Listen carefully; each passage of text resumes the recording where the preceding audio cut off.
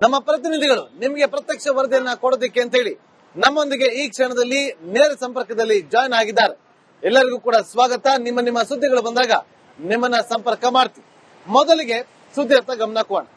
ಇವತ್ತು ಚಿತ್ರದುರ್ಗ ಮೂಲದ ರೇಣುಕಾಸ್ವಾಮಿ ಕೊಲೆ ಪ್ರಕರಣದ ಆರೋಪಿಗಳೆಲ್ಲರೂ ಕೂಡ ಕೋರ್ಟ್ಗೆ ಆಗಮಿಸಿದ್ರು. ಕೋರ್ಟ್ನಲ್ಲಿ ಚಾರ್ಜ್ ಫ್ರೇಮ್ ಕೂಡ ಆಗಿದೆ. 10ನೇ ತಾರೀಕು ವಿಚಾರಣೆಯನ್ನು ಕೂಡ ಮುಂದೂಡಲಾಗಿದೆ. ಈ ಸಂದರ್ಭದಲ್ಲಿ A1 ಆರೋಪಿ ಪವಿತ್ರ ಗೌಡ, ಅದೇ ರೀತಿಯಾಗಿ A2 ಆರೋಪಿಯಾಗಿರುವ ದರ್ಶನ್ ಅನ್ನ ನೋಡೋದಕ್ಕೆ ಅಂತೇಳಿ ಕೋರ್ಟ್ಗೆ ಜನ ಕಿಕ್ಕಿರಿದು ಬಂದಿದ್ರು. ವಕೀಲರು ಕೂಡ ಅಲ್ಲಿ ಜಮಾವಣೆಗೊಂಡಿದ್ರು. ಈ ಬಗ್ಗೆ ನಮ್ಮ ಪ್ರತಿನಿಧಿ ಒಂದು ಪ್ರತ್ಯಕ್ಷ ವರದಿಯನ್ನು ಕೊಟ್ಟಿದ್ದಾರೆ, ನೋಡ್ಕೊಂಡ್ಬನ್ನಿ. ಈಗಷ್ಟೇ ಒಂದು ಪೈಲಟ್ ವಾಹನದ ಜೊತೆ ದರ್ಶನ್ ಸೇರಿದಂತೆ ಇತರೆ ಆರೋಪಿಗಳು ಇದ್ದಂತ ಒಂದು ವಾಹನ ಇದೇ ಮಾರ್ಗವಾಗಿ ತೆರಳಿರುವಂತದ್ದು. ಅಲ್ಲಿಗೆ ಪೊಲೀಸರ ಭದ್ರತೆಯಲ್ಲಿ ಆರೋಪಿ ದರ್ಶನ್ ಹಾಗೂ ಇತರೆ ಆರೋಪಿಗಳನ್ನ ಈಗ ಪರಪ್ಪನ ಅಗ್ರಹಾರದ ಕಡೆ ಕರೆದುಕೊಂಡು ಹೋಗುವಂತ ಕೆಲಸವನ್ನ ಈಗ ಮಾಡಿರುವಂತದ್ದು. ಅಲ್ಲಿಗೆ ಇವತ್ತಿನ ದಿನದ ಕೋರ್ಟ್ ಕೆಲಸಗಳು ಮುಗಿದಿದೆ. ಮುಂದಿನ ದಿನಾಂಕ ನಿಗದಿ ಕೂಡ ಆಗಿರುತ್ತೆ. ಆ ದಿನಾಂಕ ಹೊರಬರುತ್ತೆ. ಅದಾದ ನಂತರ ಈ ಫ್ರೇಮಿಂಗ್ ಆಫ್ ಚಾರ್ಜಸ್ ಏನಿದೆ, ಆ ಫ್ರೇಮಿಂಗ್ ಆಫ್ ಚಾರ್ಜಸ್ ಇವತ್ತು ಆರಂಭಿಕ ಹಂತದಲ್ಲಿ ಕಂಪ್ಲೀಟ್ ಆಗಿರುವಂತದ್ದು. ಎವಿಡೆನ್ಸ್ ಹಾಗೂ ಟ್ರಯಲ್ ಬಾಕಿ ಇರುವಂತದ್ದು ಒಂದ್ ಕಡೆ ಆಗುತ್ತೆ.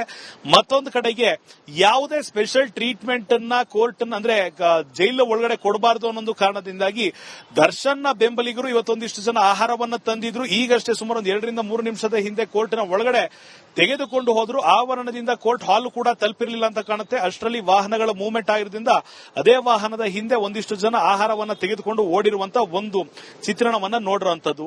ಇದಿಷ್ಟು ಆದ ನಂತರ ಸಿಗ್ನಲ್ ಫ್ರೀ ಮಾಡಿಕೊಂಡು ಆರೋಪಿಗಳಾದಂತ ದರ್ಶನ್ ಹಾಗೂ ಪವಿತ್ರ ಗೌಡ ಸೇರಿದಂತೆ ಉಳಿದ 5 ಆರೋಪಿಗಳನ್ನ ನೇರವಾಗಿ ಪರಪ್ಪನ ಅಗ್ರಹಾರಕ್ಕೆ ಬಿಡಲಾಗುತ್ತೆ. ಈಗ ಮತ್ತೊಂದು ದೃಶ್ಯ ತೋರಿಸಬೇಕು. ಕೋರ್ಟ್ನ ಮುಂಭಾಗದಲ್ಲಿ ಇದ್ದಂತ ಅಷ್ಟು ದರ್ಶನ್ ಅಭಿಮಾನಿಗಳು ಈಗ ಆ ಜಾಗದಿಂದ ಕ್ಲಿಯರ್ ಆಗಿರುವಂತದ್ದು. ಮರಳಿನ ರಾಶಿಯ ಮೇಲೆ ಕುಳಿತಿದ್ದಂತ ಅಷ್ಟು ಅಭಿಮಾನಿಗಳು ಇಳಿದು ಈಗ ದರ್ಶನ್ ಸಾಗುವ ಮಾರ್ಗದಲ್ಲಿ 2 ವೀಲರ್ಗಳಲ್ಲಿ ಜೊತೆಯಲ್ಲಿ ಆದ್ರೂ ಹೋಗಬಹುದು, ದರ್ಶನ್ರನ್ನ ನೋಡಬಹುದು ಅನ್ನೊಂದು ಪ್ರಯತ್ನವನ್ನ ಮಾಡ್ತಾ ಇರುವಂತದ್ದು ಈಗ ನಾವು ನೋಡಿರುವಂತದ್ದು. ಸೊ ಈ ಸದ್ಯದ ಮಟ್ಟಿಗೆ ಸಿಟಿ ಸಿವಿಲ್ ಕೋರ್ಟ್ ಹಾಲ್ಗೆ ಖುದ್ದು ಹಾಜರಾಗಬೇಕು. ಫ್ರೇಮಿಂಗ್ ಆಫ್ ಚಾರ್ಜಸ್ ನಡೆಯುವಂತಹ ಸಂದರ್ಭದಲ್ಲಿ 17 ಆರೋಪಿಗಳು ಹಾಜರಿದ್ದು ಸೈನ್ ಮಾಡಬೇಕು, ಅಟೆಂಡೆನ್ಸ್ ಖಾತ್ರಿ ಇರಬೇಕು. ಇಲ್ಲವಾದ್ರೆ ಅವರ ವಿರುದ್ಧ ಬಂಧನಕ್ಕೆ ಒಳಪಡಿಸುವಂತಹ ಸಾಧ್ಯತೆ ಇರುತ್ತೆ. ಏನು ಎಚ್ಚರಿಕೆಯನ್ನು ಕೊಟ್ಟಿದ್ರು ಆ ಎಚ್ಚರಿಕೆಯನ್ನ ಚಾಚು ತಪ್ಪದೆ ಪಾಲಿಸಿ 17 ಜನ ಆರೋಪಿಗಳು ಭಾಗಿಯಾಗಿದ್ದ ಅಂದ್ರೆ ಆ ಪ್ರಕರಣದಲ್ಲಿ ಭಾಗಿಯಾಗಿದ್ದ ಆರೋಪಿಗಳಾಗಿದ್ದ 17 ಜನ ಕೋರ್ಟ್ಗೆ ಹಾಜರಾಗಿದ್ದಾರೆ. ಅಟೆಂಡೆನ್ಸ್ ಅನ್ನ ಕೊಟ್ಟಿರುವಂತದ್ದು.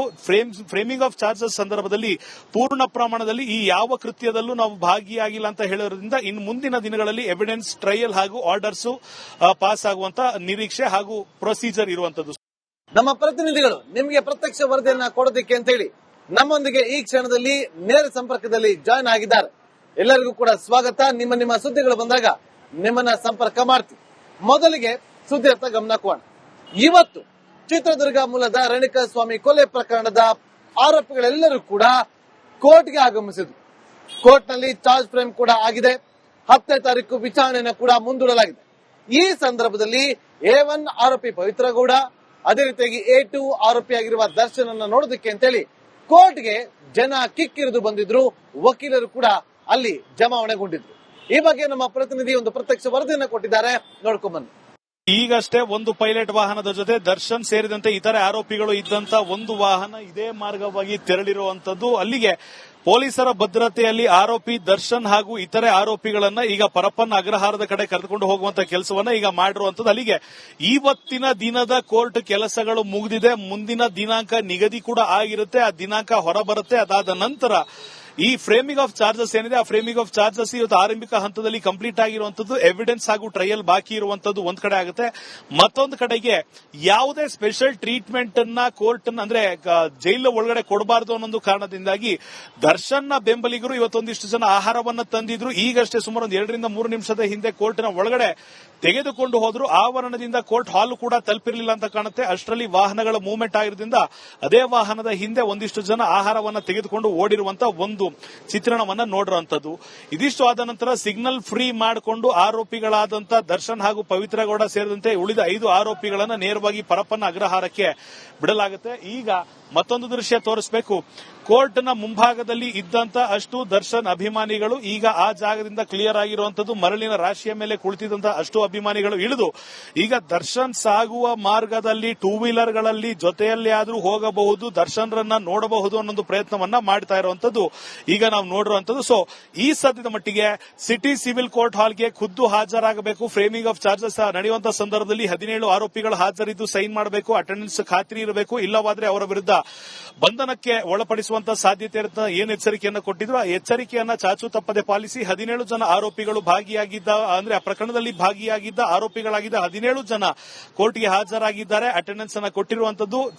ಫ್ರೇಮಿಂಗ್ ಆಫ್ ಚಾರ್ಜಸ್ ಸಂದರ್ಭದಲ್ಲಿ ಪೂರ್ಣ ಪ್ರಮಾಣದಲ್ಲಿ ಈ ಯಾವ ಕೃತ್ಯದಲ್ಲೂ ನಾವು ಭಾಗಿಯಾಗಿಲ್ಲ ಅಂತ ಹೇಳೋದ್ರಿಂದ ಇನ್ನು ಮುಂದಿನ ದಿನಗಳಲ್ಲಿ ಎವಿಡೆನ್ಸ್ ಟ್ರಯಲ್ ಹಾಗೂ ಆರ್ಡರ್ಸ್ ಪಾಸ್ ಆಗುವಂತ ನಿರೀಕ್ಷೆ ಹಾಗೂ ಪ್ರೊಸೀಜರ್ ಇರುವಂತದ್ದು.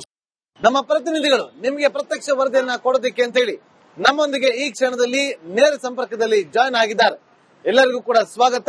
ನಿಮ್ಮ ಸುದ್ದಿಗಳು ಬಂದಾಗ ನಿಮ್ಮನ್ನ ಸಂಪರ್ಕ ಮಾಡ್ತೀವಿ. ಮೊದಲಿಗೆ ಸುದ್ದಿಯತ್ತ ಗಮನ ಕೊಡೋಣ. ಇವತ್ತು ಚಿತ್ರದುರ್ಗ ಮೂಲದ ರೇಣುಕಾಸ್ವಾಮಿ ಕೊಲೆ ಪ್ರಕರಣದ ಆರೋಪಿಗಳೆಲ್ಲರೂ ಕೂಡ ಕೋರ್ಟ್ಗೆ ಆಗಮಿಸಿದ್ರು. ಕೋರ್ಟ್ನಲ್ಲಿ ಚಾರ್ಜ್ ಫ್ರೇಮ್ ಕೂಡ ಆಗಿದೆ. 10ನೇ ತಾರೀಕು ವಿಚಾರಣೆಯನ್ನು ಕೂಡ ಮುಂದೂಡಲಾಗಿದೆ. ಈ ಸಂದರ್ಭದಲ್ಲಿ A1 ಆರೋಪಿ ಪವಿತ್ರ ಗೌಡ, ಅದೇ ರೀತಿಯಾಗಿ A2 ಆರೋಪಿಯಾಗಿರುವ ದರ್ಶನ್ ಅನ್ನ ನೋಡೋದಕ್ಕೆ ಅಂತೇಳಿ ಕೋರ್ಟ್ಗೆ ಜನ ಕಿಕ್ಕಿರಿದು ಬಂದಿದ್ರು. ವಕೀಲರು ಕೂಡ ಅಲ್ಲಿ ಜಮಾವಣೆಗೊಂಡಿದ್ರು. ಈ ಬಗ್ಗೆ ನಮ್ಮ ಪ್ರತಿನಿಧಿ ಒಂದು ಪ್ರತ್ಯಕ್ಷ ವರದಿಯನ್ನು ಕೊಟ್ಟಿದ್ದಾರೆ, ನೋಡ್ಕೊಂಡ್ಬನ್ನಿ. ಈಗಷ್ಟೇ ಒಂದು ಪೈಲಟ್ ವಾಹನದ ಜೊತೆ ದರ್ಶನ್ ಸೇರಿದಂತೆ ಇತರೆ ಆರೋಪಿಗಳು ಇದ್ದಂತ ಒಂದು ವಾಹನ ಇದೇ ಮಾರ್ಗವಾಗಿ ತೆರಳಿರುವಂತದ್ದು. ಅಲ್ಲಿಗೆ ಪೊಲೀಸರ ಭದ್ರತೆಯಲ್ಲಿ ಆರೋಪಿ ದರ್ಶನ್ ಹಾಗೂ ಇತರೆ ಆರೋಪಿಗಳನ್ನ ಈಗ ಪರಪ್ಪನ ಅಗ್ರಹಾರದ ಕಡೆ ಕರೆದುಕೊಂಡು ಹೋಗುವಂತ ಕೆಲಸವನ್ನ ಈಗ ಮಾಡಿರುವಂತದ್ದು. ಅಲ್ಲಿಗೆ ಇವತ್ತಿನ ದಿನದ ಕೋರ್ಟ್ ಕೆಲಸಗಳು ಮುಗಿದಿದೆ. ಮುಂದಿನ ದಿನಾಂಕ ನಿಗದಿ ಕೂಡ ಆಗಿರುತ್ತೆ. ಆ ದಿನಾಂಕ ಹೊರಬರುತ್ತೆ. ಅದಾದ ನಂತರ ಈ ಫ್ರೇಮಿಂಗ್ ಆಫ್ ಚಾರ್ಜಸ್ ಏನಿದೆ ಆ ಫ್ರೇಮಿಂಗ್ ಆಫ್ ಚಾರ್ಜಸ್ ಇವತ್ತು ಆರಂಭಿಕ ಹಂತದಲ್ಲಿ ಕಂಪ್ಲೀಟ್ ಆಗಿರುವಂತದ್ದು. ಎವಿಡೆನ್ಸ್ ಹಾಗೂ ಟ್ರಯಲ್ ಬಾಕಿ ಇರುವಂತದ್ದು ಒಂದ್ ಕಡೆ ಆಗುತ್ತೆ. ಮತ್ತೊಂದು ಕಡೆಗೆ ಯಾವುದೇ ಸ್ಪೆಷಲ್ ಟ್ರೀಟ್ಮೆಂಟ್ ಅನ್ನ ಕೋರ್ಟ್ ಅಂದ್ರೆ ಜೈಲು ಒಳಗಡೆ ಕೊಡಬಾರದು ಅನ್ನೋ ಕಾರಣದಿಂದಾಗಿ ದರ್ಶನ್ನ ಬೆಂಬಲಿಗರು ಇವತ್ತೊಂದಿಷ್ಟು ಜನ ಆಹಾರವನ್ನ ತಂದಿದ್ರು. ಈಗಷ್ಟೇ ಸುಮಾರು 2 ರಿಂದ 3 ನಿಮಿಷದ ಹಿಂದೆ ಕೋರ್ಟ್ನ ಒಳಗಡೆ ತೆಗೆದುಕೊಂಡು ಹೋದ್ರು. ಆವರಣದಿಂದ ಕೋರ್ಟ್ ಹಾಲ್ ಕೂಡ ತಲುಪಿರಲಿಲ್ಲ ಅಂತ ಕಾಣುತ್ತೆ. ಅಷ್ಟರಲ್ಲಿ ವಾಹನಗಳ ಮೂವ್ಮೆಂಟ್ ಆಗಿರೋದ್ರಿಂದ ಅದೇ ವಾಹನದ ಹಿಂದೆ ಒಂದಿಷ್ಟು ಜನ ಆಹಾರವನ್ನ ತೆಗೆದುಕೊಂಡು ಓಡಿರುವಂತ ಒಂದು ಚಿತ್ರಣವನ್ನ ನೋಡಿರುವಂತದ್ದು. ಇದಿಷ್ಟು ಆದ ನಂತರ ಸಿಗ್ನಲ್ ಫ್ರೀ ಮಾಡಿಕೊಂಡು ಆರೋಪಿಗಳಾದಂತ ದರ್ಶನ್ ಹಾಗೂ ಪವಿತ್ರ ಗೌಡ ಸೇರಿದಂತೆ ಉಳಿದ 5 ಆರೋಪಿಗಳನ್ನ ನೇರವಾಗಿ ಪರಪ್ಪನ ಅಗ್ರಹಾರಕ್ಕೆ ಬಿಡಲಾಗುತ್ತೆ. ಈಗ ಮತ್ತೊಂದು ದೃಶ್ಯ ತೋರಿಸಬೇಕು. ಕೋರ್ಟ್ನ ಮುಂಭಾಗದಲ್ಲಿ ಇದ್ದಂತ ಅಷ್ಟು ದರ್ಶನ್ ಅಭಿಮಾನಿಗಳು ಈಗ ಆ ಜಾಗದಿಂದ ಕ್ಲಿಯರ್ ಆಗಿರುವಂತದ್ದು. ಮರಳಿನ ರಾಶಿಯ ಮೇಲೆ ಕುಳಿತಿದ್ದಂತ ಅಷ್ಟು ಅಭಿಮಾನಿಗಳು ಇಳಿದು ಈಗ ದರ್ಶನ್ ಸಾಗುವ ಮಾರ್ಗದಲ್ಲಿ 2 ವೀಲರ್ಗಳಲ್ಲಿ ಜೊತೆಯಲ್ಲಿ ಆದ್ರೂ ಹೋಗಬಹುದು, ದರ್ಶನ್ರನ್ನ ನೋಡಬಹುದು ಅನ್ನೊಂದು ಪ್ರಯತ್ನವನ್ನ ಮಾಡ್ತಾ ಇರುವಂತದ್ದು ಈಗ ನಾವು ನೋಡಿರುವಂತದ್ದು. ಸೊ ಈ ಸದ್ಯದ ಮಟ್ಟಿಗೆ ಸಿಟಿ ಸಿವಿಲ್ ಕೋರ್ಟ್ ಹಾಲ್ಗೆ ಖುದ್ದು ಹಾಜರಾಗಬೇಕು. ಫ್ರೇಮಿಂಗ್ ಆಫ್ ಚಾರ್ಜಸ್ ನಡೆಯುವಂತಹ ಸಂದರ್ಭದಲ್ಲಿ 17 ಆರೋಪಿಗಳು ಹಾಜರಿದ್ದು ಸೈನ್ ಮಾಡಬೇಕು. ಅಟೆಂಡೆನ್ಸ್ ಖಾತ್ರಿ ಇರಬೇಕು. ಇಲ್ಲವಾದ್ರೆ ಅವರ ವಿರುದ್ಧ ಬಂಧನಕ್ಕೆ ಒಳಪಡಿಸುವಂತಹ ಸಾಧ್ಯತೆ ಇರುತ್ತೆ ಏನ್ ಎಚ್ಚರಿಕೆಯನ್ನ ಕೊಟ್ಟಿದ್ರು ಆ ಎಚ್ಚರಿಕೆಯನ್ನ ಚಾಚು ತಪ್ಪದೆ ಪಾಲಿಸಿ 17 ಜನ ಆರೋಪಿಗಳು ಭಾಗಿಯಾಗಿದ್ದ ಅಂದ್ರೆ ಆ ಪ್ರಕರಣದಲ್ಲಿ ಭಾಗಿಯಾಗಿದ್ದ ಆರೋಪಿಗಳಾಗಿದ್ದ 17 ಜನ ಕೋರ್ಟ್ಗೆ ಹಾಜರಾಗಿದ್ದಾರೆ. ಅಟೆಂಡೆನ್ಸ್ ಅನ್ನ ಕೊಟ್ಟಿರುವಂತದ್ದು. ಫ್ರೇಮಿಂಗ್ ಆಫ್ ಚಾರ್ಜಸ್ ಸಂದರ್ಭದಲ್ಲಿ ಪೂರ್ಣ ಪ್ರಮಾಣದಲ್ಲಿ ಈ ಯಾವ ಕೃತ್ಯದಲ್ಲೂ ನಾವು ಭಾಗಿಯಾಗಿಲ್ಲ ಅಂತ ಹೇಳೋದ್ರಿಂದ ಇನ್ನು ಮುಂದಿನ ದಿನಗಳಲ್ಲಿ ಎವಿಡೆನ್ಸ್ ಟ್ರಯಲ್ ಹಾಗೂ ಆರ್ಡರ್ಸ್ ಪಾಸ್ ಆಗುವಂತ ನಿರೀಕ್ಷೆ ಹಾಗೂ ಪ್ರೊಸೀಜರ್ ಇರುವಂತದ್ದು.